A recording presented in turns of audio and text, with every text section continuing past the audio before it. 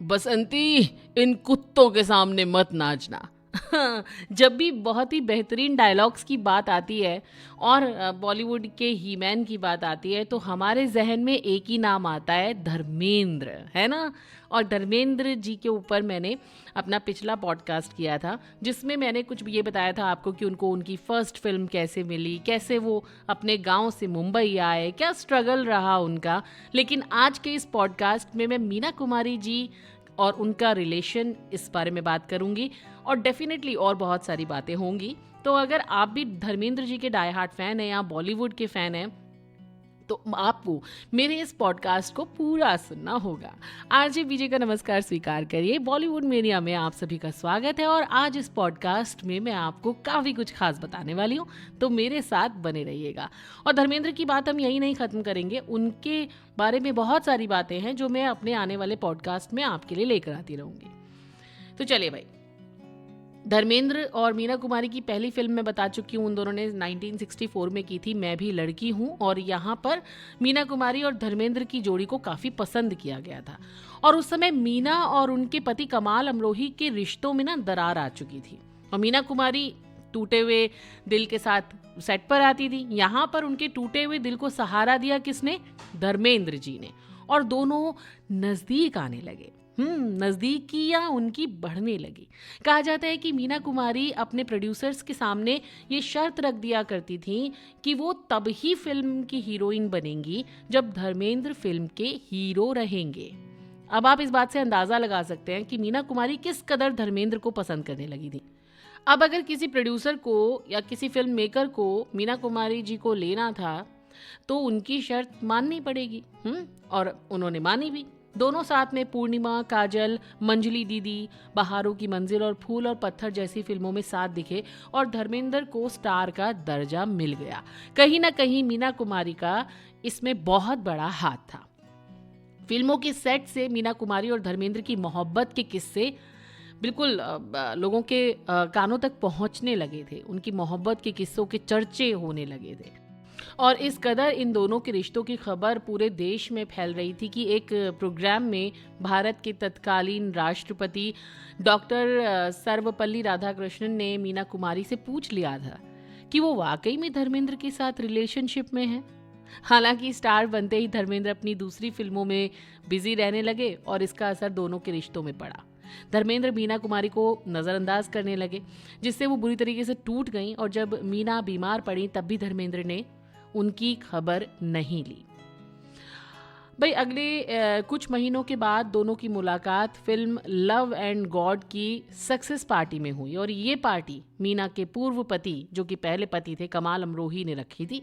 तो धर्मेंद्र पार्टी में पहुंच गए, लेकिन जैसे ही मीना कुमारी पार्टी में दाखिल हुई तो धर्मेंद्र ने नज़रें फेर ली।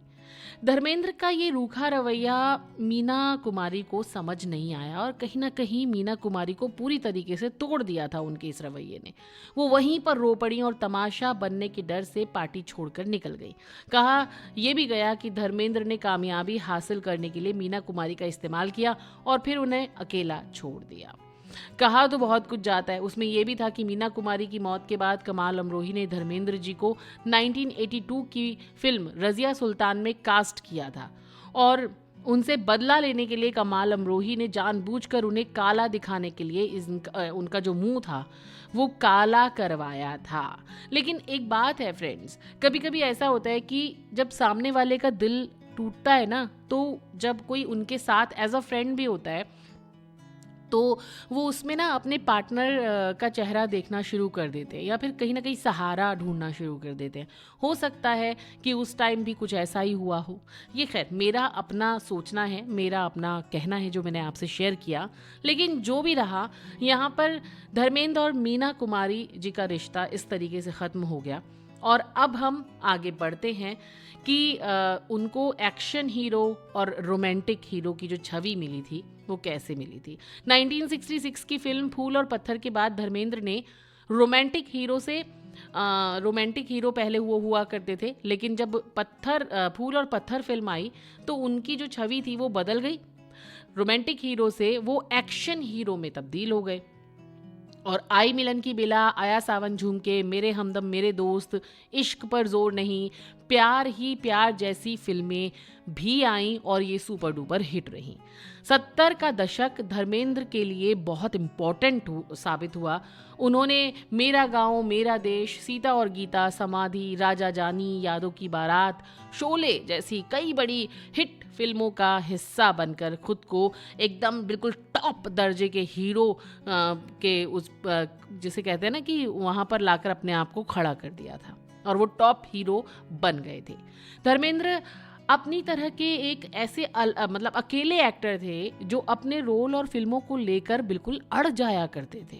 अगर कोई स्क्रिप्ट पसंद नहीं आती थी तो उस फिल्म में हीरो बनने के लिए वो बिल्कुल एकदम जी जान लगा दिया करते थे। मतलब अगर कोई स्क्रिप्ट उनको पसंद आ गई ना तो मतलब वो कुछ भी कैसे भी करके वो फिल्म पाना चाहते थे। और ऐसा ही एक मतलब किस्सा है मेरे पास जो मैंने पीछे भी सुनाया था आपको, ऋषिकेश मुखर्जी के बारे में जब मैंने बात की थी, लेकिन आज फिर बताऊंगी मैं आपको उस किस्से को।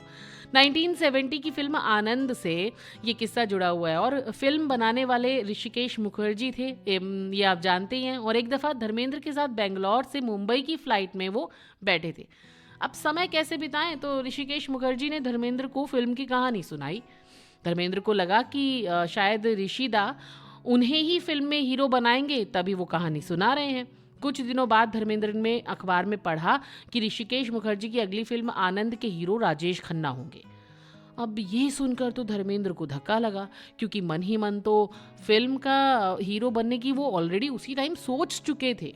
और इस गम से उभरने के लिए धर्मेंद्र ने उस रात जमकर शराब पी और फिर नशे में ऋषिदा को कॉल करके बोलना शुरू किया कि आपने मुझे क्यों नहीं लिया, जो भी बोला होगा उस टाइम पर। और आपने कहा था कि आप मेरे साथ ऐसा मतलब फिल्म बनाएंगे, आप ऐसा कैसे कर सकते हैं। तो ऋषिदा उनको लगातार समझाने की कोशिश करते रहे और बोलते रहे कि भाई ठीक है, हो गया, अब बहुत रात हो चुकी है, तुम फ़ोन रख दो, हम बाद में बात करेंगे। लेकिन धर्मबाजी तो धर्मबाजी थे, वो एक के बाद एक कॉल करते रहे और ऐसे ही पूरी रात कट गई, सुबह हो गई। खैर, इसके बावजूद भी दोनों की दोस्ती में कोई दरार नहीं आई और दोनों ने साथ में यकीन, चुपके चुपके, गुड्डी, अनुपमा, मंजली दीदी, प्रोफेसर प्यारेलाल, चेताली, प्यार ही प्यार और सत्यकाम जैसी दर्जनों भर फिल्मों में काम किया। अब हम जो बात करेंगे वो आज नहीं करेंगे, हम वो बात करेंगे अपने अगले पॉडकास्ट में। और क्या बात करने वाले हैं कि भाई कैसे धर्म जी की फिल्म खुद उन्होंने अमिताभ बच्चन को दी और उसके बाद क्या हुआ। इस बारे में अगर आपको जानना है तो मेरा नेक्स्ट पॉडकास्ट सुनना होगा और उसके लिए आपको मेरे चैनल को सब्सक्राइब करना होगा ना, तभी तो आप मेरा नेक्स्ट पॉडकास्ट सुनेंगे। तो अगर आप भी हैं धर्मेंद्र जी के डाई हार्ट फैन या मेरे भी फैन तो मेरे चैनल को सब्सक्राइब कर लीजिए, लाइक करिए, शेयर करिए, मैक्सिमम आप अपना प्यार दिखाइए। भाई मेरी मेहनत को साकार करिए, मैं मेहनत करती हूँ आप लोगों के लिए, तो मैं चाहती हूँ कि आप लोग भी मुझे मेरी मेहनत का फल दें, मेरे साथ जुड़े, मेरी फैमिली का हिस्सा बने और कमेंट करें, खूब सारी बातें करें मुझसे YouTube पर भी और मेरे Facebook पेज पर भी। मुझे फॉलो करें, लाइक करें, कमेंट करें, शेयर करें, खूब सारी बातें करें। और चलते चलते मुझे ये बताएं कि आपको धर्मेंद्र जी कैसे लगते हैं। आपको धर्मेंद्र जी के साथ मेल हीरो में कौन से हीरो सबसे ज़्यादा पसंद आए, कमेंट में मुझे ज़रूर बताइएगा। तो अभी फ़िलहाल RJBJ को दीजिए इजाज़त। नेक्स्ट पॉडकास्ट डेफिनेटली हिट होने वाला है क्योंकि आपको कुछ और पता चलने वाला है। बाय।